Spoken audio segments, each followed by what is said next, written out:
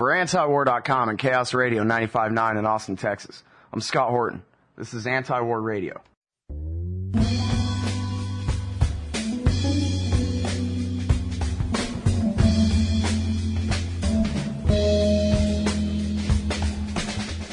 And our next guest on the show is Grant Smith from the Institute for Research, Middle East Policy. Welcome back to the show, Grant. How are you doing? Hey, Scott. Good to be back. Thanks for having me on. I appreciate you joining us today. Also, everybody, you can find what Grant Smith writes at antiwar.com, of course. And the website is what? IRMEP.org, right? IRMEP.org. That's right.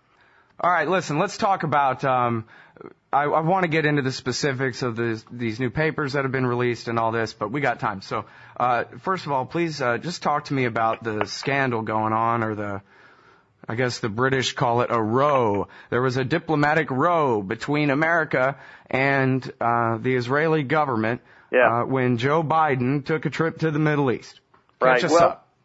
Biden, when he was in the Middle East, as everyone has heard now from every news outlet, was there to talk about initiating some, not even peace talks, but some proximity talks, which is an interesting label, and trying to get some movement on both sides, Palestinian and Israeli, to really jumpstart substantive talks at some point in the future. So we don't even have peace talks going on, but rather we've got talks about talks. And I think that's one of the reasons so many people talk about peace processors, because, it's never about actually doing anything. It's always about the process. But in the middle of all of this, Biden is blindsided by an announcement from a minor zoning figure that Israel would be building out homes in occupied East Jerusalem, or that is territory that's not actually internationally recognized as even being Israeli, but rather part of territories captured in the 1967 war. So it led to something that almost never happens between the United States and Israel, and that is public rebukes, where the State Department, the Vice President, actually held Israel to account and said, this is wrong, you should not be doing this, et cetera, which led to a counterstrike by the Israel lobby in the United States, which always insists that any disagreements absolutely, positively must be aired out of sight and out of the hearing of American citizens. So now, was Hillary Clinton really objecting to the actual expansion into East Jerusalem, or was she just mad about them announcing it on the day Biden was there? I think it's pretty clear that the anger is over the announcement, not actually the activity itself. The U.S. has long turned a blind eye and done nothing substantive to really halt any of these. Well, hang on a second, because never mind substance. Let's even talk about lip service here. The U.S., Obama, since taking power, has said he wants to see a stop to the growth of the settlements that already exist in the West Bank, but he hasn't said anything about East Jerusalem. Am I right? Or no, does that he would count? be in a very tough position doing so, because as you know, after he was nominated at the nominated as the Democratic candidate for president, he actually said that Jerusalem would be the undivided capital of Israel, something that it seemed to be rewriting international law on the fly and even U.S. policy on the fly. So right, George Bush had never gone that far, right? Anything. Go ahead. George Bush had never gone that far, right? No, he had never gone that far, and in fact, his father, of course, had suspended loan guarantees over the illegal settlement issue. So Obama is not in a very good position on any of these matters substantively. All right, so now Netanyahu came to town, and there's a big AIPAC conference. And this is something that has been really interesting to watch, as all the neocons taking the side of Israel over the United States, which, boy, if you remember a couple of years ago, that is not allowed to take the side of anybody against the President of America. It's one of the reasons why there's this ongoing insistence that none of these issues can actually be debated or aired.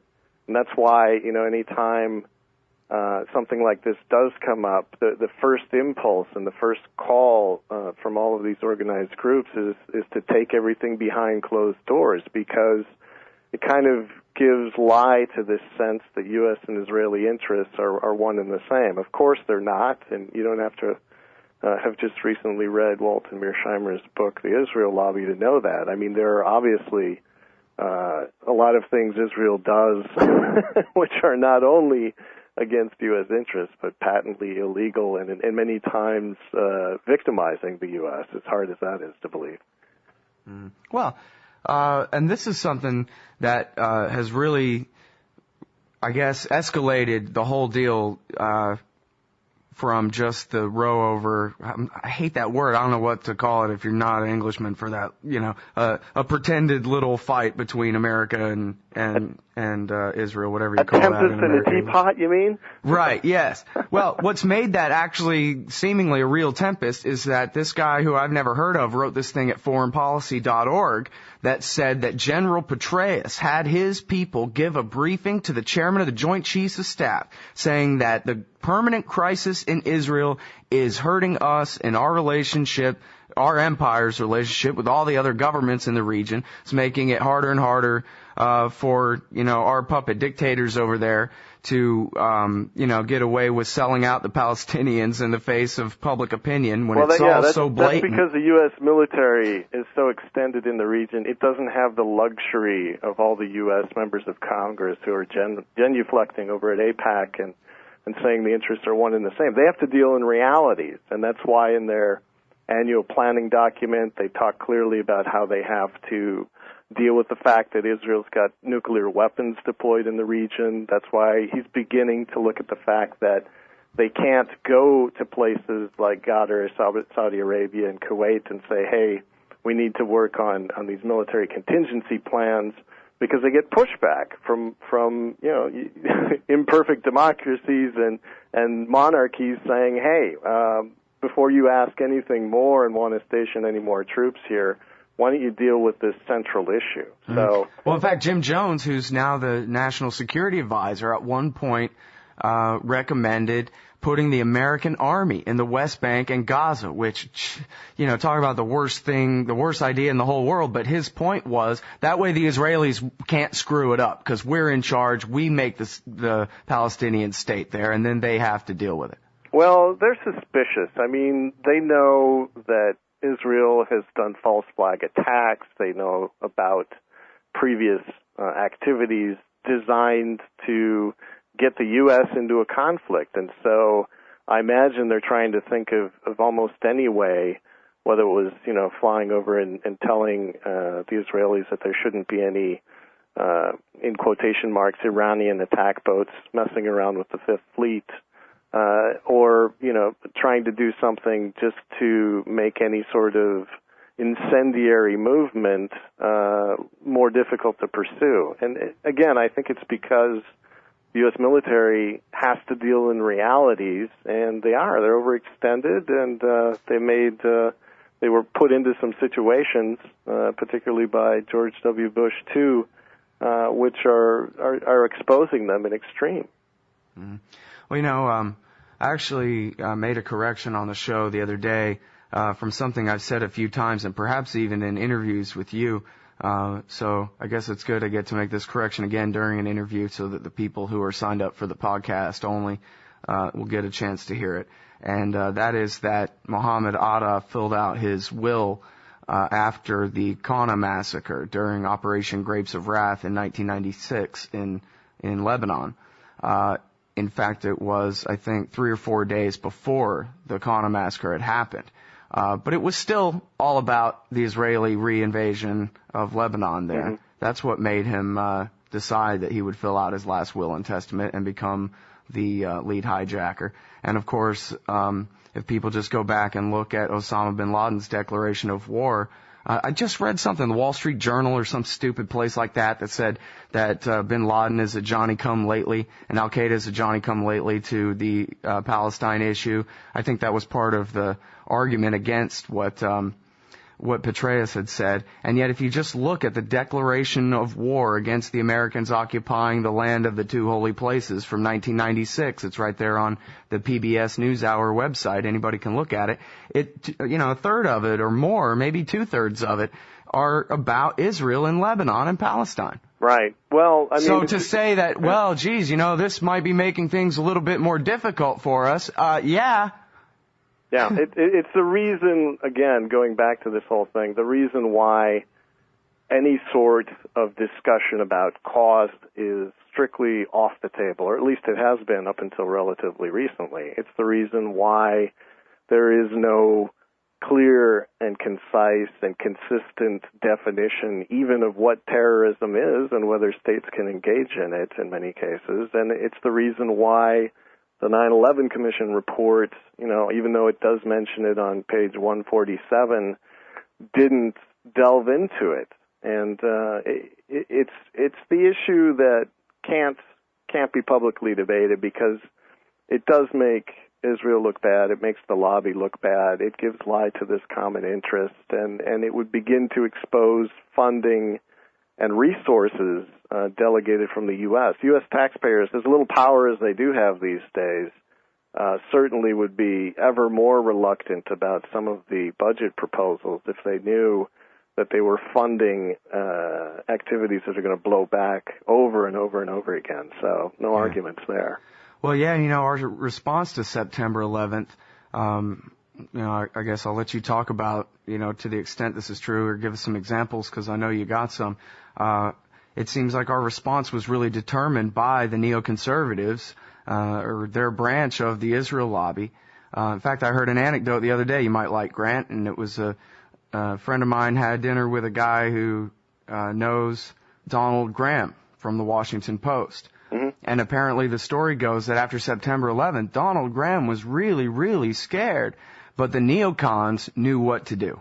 And that was the answer to how the neoconservatives completely took over the Washington Post editorial page, is that Donald Graham was really scared, and they had an answer. And in fact, if you look back, there's this disparity between the obvious policy, minimal war against Al-Qaeda, and what the Israelis want, and what the Israel lobby wants, and that is to conflate Al-Qaeda with the Taliban, with the Al-Aqsa Martyrs Brigade, Hamas, Hezbollah, and anybody who ever looked at Israel sideways. And you can even see where Colin Powell, this is, I guess, in Bob Woodward's telling, right? Colin Powell went to George Bush and said, now's our chance. We have all the political capital in the world. Let's resolve the Israel-Palestine issue, and that'll really help deflate all this anti-American sentiment in this war. And instead, they turned the whole thing over to Dick Cheney, Scooter Libby, Paul Wolfowitz, and the pro-Israel lobby to determine what to do. And that was to conflate every terrorist group in the whole world, I guess less the IRA, into one big enemy. Yeah, exactly the wrong response to what a lot of smart people were calling just a big law enforcement problem. And, again, every listener to anti-war radio has heard about the 96 clean break plan. They've heard about the need to somehow tie the U.S. into a new policy after the Cold War, which would have a new big enemy to go after that was, promoted by PNAC and other people in this lobby. And it is the cooked meal, as Pat Buchanan says, that was served up by a relatively small number of people all around here in Washington who wanted this to happen. And you can take a look at this new foreign policy that we've been subjected to, and I would say tied down into, because it's just consuming all of our resources in a way that's unprecedented. I mean, if you look at the military budget, it's skyrocketed to levels that we haven't seen since the height of the Cold War. And it didn't have to happen that way. And it circles back to what I think is a fundamental problem with our entire approach, which is not only about going after relatively small groups with a law enforcement-centric approach that will try them in courts and get a full hearing of what they were doing, but also talk about root causes. Why are they doing what they're doing? What are the grievances, as people say so disparagingly, as though grievances are something to be automatically discarded? But then also apply this whole rule of law back onto some of the groups here in the United States that are above the law, that have been breaking the law precisely to achieve some of these stunning foreign policy coups in the United States. And I say that, without reserve. It was a foreign policy coup, getting this pre-cooked meal and preconceived policy implemented. And you still hear people all over the establishment media talking about the war on terror, even though the United States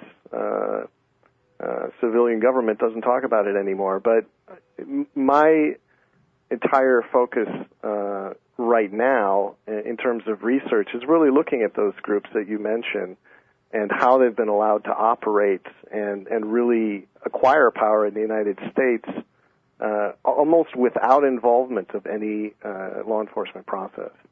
Mm. Well, yeah, I mean, that's the whole thing is it's a question of, and it's the most sensitive kind of question in terms of political correctness, but it's dual loyalty. I mean, call it what it is. You have Irish Americans who pick sides in the Civil War that was going on over there for so many years. And you have people, mostly Jews, but not all Jews. In fact, I'd like to give you an opportunity to talk about, John Hagee and Pat Robertson and the dumbest version of religion I've ever heard, this whole end of the world thing that they're trying to push on people and how that plays into this.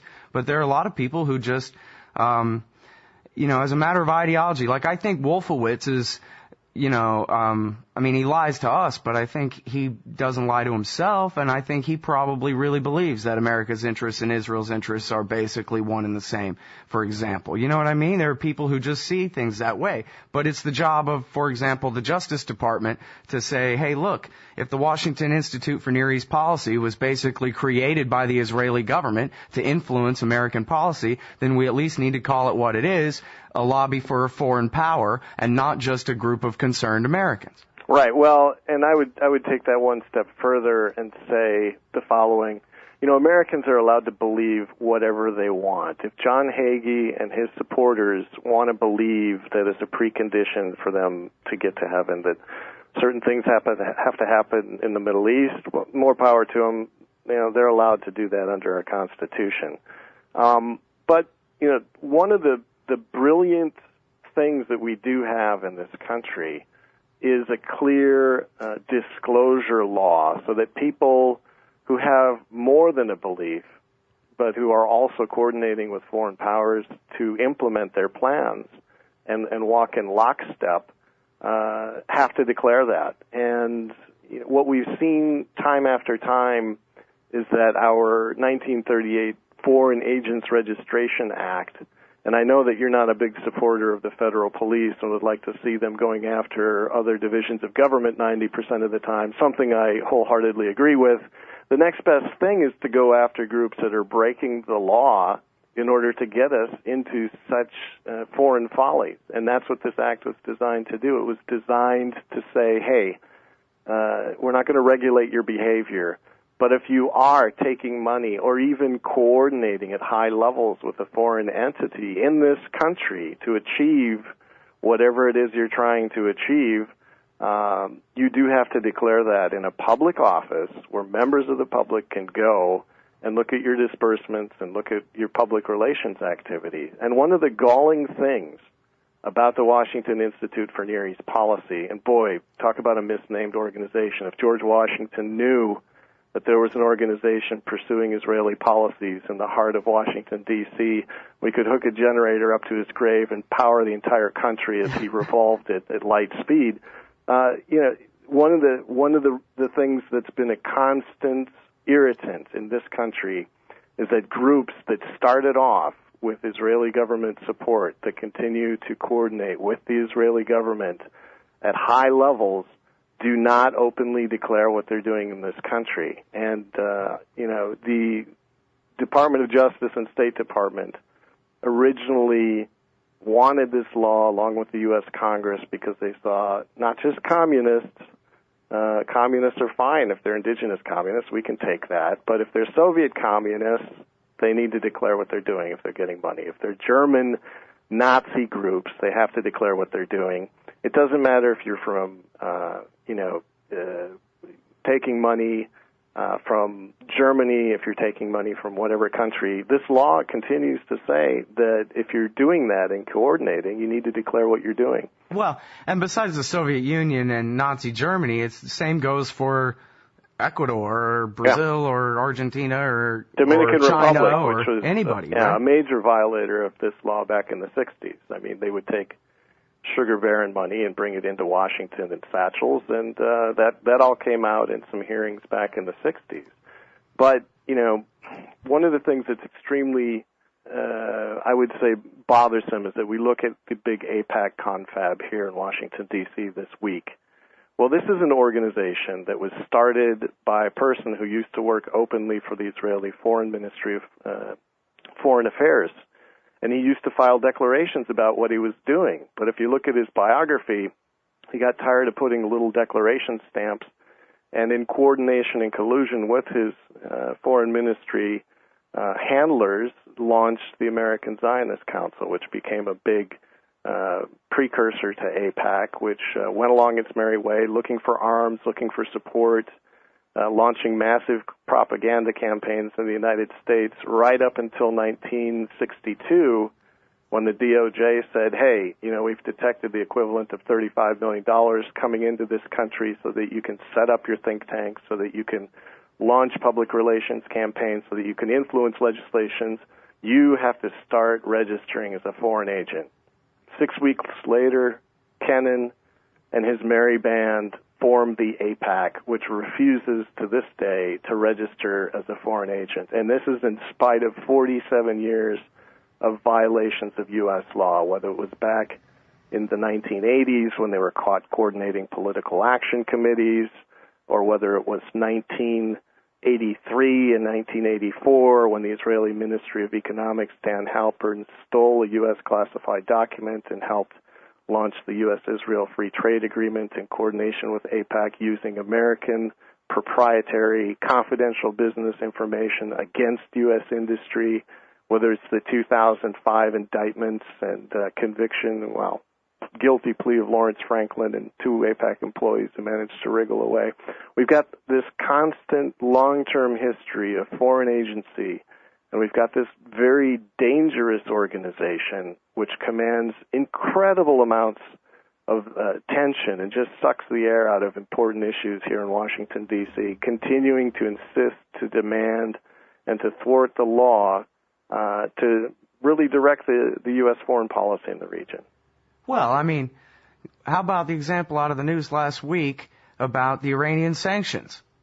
Right. I mean, this was basically just drafted by AIPAC. You go to their website, AIPAC.org, and they've been doing nothing but push these Iranian sanctions, and these are their sanctions. Yeah, absolutely their sanctions. I think it's, here's a blast that you won't hear from anybody.